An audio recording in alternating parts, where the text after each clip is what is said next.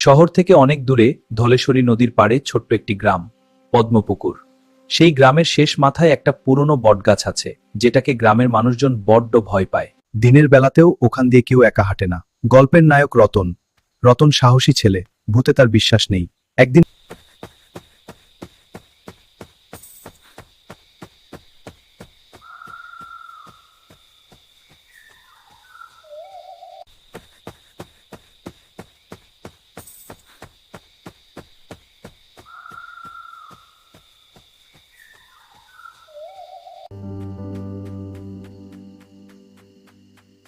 এত রাতে কোনো বিপদে পড়েছে হয়তো মেয়েটি।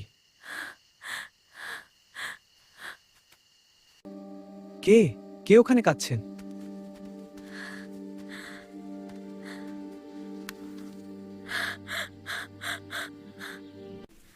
বরফের মতো ঠান্ডা। মেয়েটি ধীরে ধীরে মুখ ফেরালো।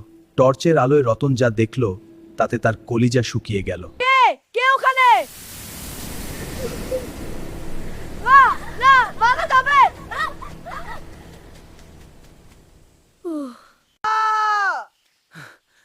বাবা, ওই বটগাছের মায়া বড় খারাপ। রক্ষা পেয়েছি যে ঘরে ফিরতে পেরেছিস। সেই থেকে রতন আর কোনোদিন আমাবস্যার রাতে একা ওই পথে পা বাড়ায়নি।